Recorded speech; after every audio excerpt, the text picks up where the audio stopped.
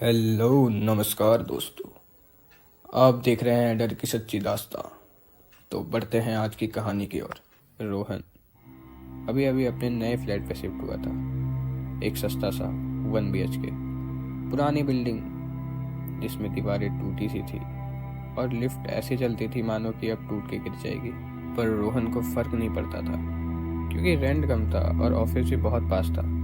रोहन के लिए इतना काफ़ी था। पहली रात लगभग 2:40 के करीब रोहन की नींद अचानक से खुल जाती है और रोहन जग जाता है। और ना कोई आवाज़, ना कोई सपना, बस एक अजीब सा एहसास जैसे कोई कमरे में उसके बिल्कुल पास खड़ा हो। और रोहन ने उसी वक्त अपने कमरे की लाइट चालू की और देखा तो पूरे रूम में कोई नहीं था। फिर रोहन ने एक गहरी सांस ली। फिर अचानक से उसकी नज़र खिड़की पर गई और मानो कि उस वक्त उसका खून जम सा गया हो। जब उसने खिड़की के बाहर देखा तो पाया कि एक लड़की चौथे मंजिल के खिड़की के छज्जे पे खड़ी थी और उस लड़की की उम्र लगभग 14 से 15 साल थी और उसके लंबे गीले बाल, सफ़ेद सा फीका चेहरा और आंखें बिल्कुल लाल और आंखें बिना झपकाए सिर्फ रोहन को देख रही थी। उसी वक्त रोहन ने अपनी आंखें बंद कर ली और कुछ देर बाद रोहन ने अपनी आंखें खोली तो लड़की वहाँ से गायब हो चुकी थी। लेकिन रोहन को लगा कि थकान के कारण ऐसा हुआ होगा।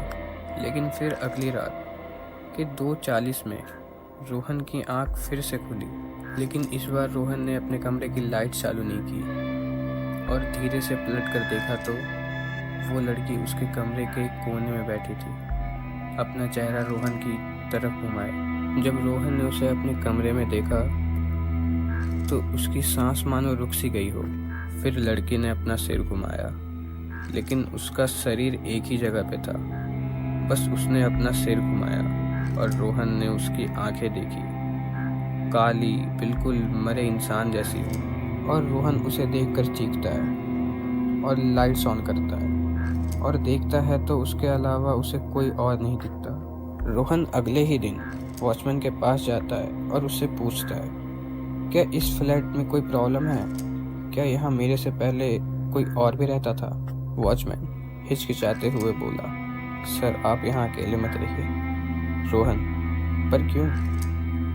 वॉचमैन ने हल्की आवाज़ में बोला, सर यहाँ आज से 3 साल पहले एक छोटी लड़की चौथी मंजिल की खिड़की से गिर गई थी और जब से लोग बोलते हैं कि वो हर रात आती है किसी को अपने साथ ले जाने। रोहन ने जब ये सब सुना तो उसने उसी रात तय किया कि कल सुबह ये फ्लैट खाली कर देगा और फिर से वो उस फ्लैट में सोने चला गया। पर इस रात 2:40 पर रोहन के कंधे पर किसी ने हाथ रखा। रोहन पलटा तो पाया कि वो लड़की बिल्कुल उसके पास खड़ी थी। उसने रोहन का हाथ जोर से पकड़ा और बोला, अब तुम्हारी बारी।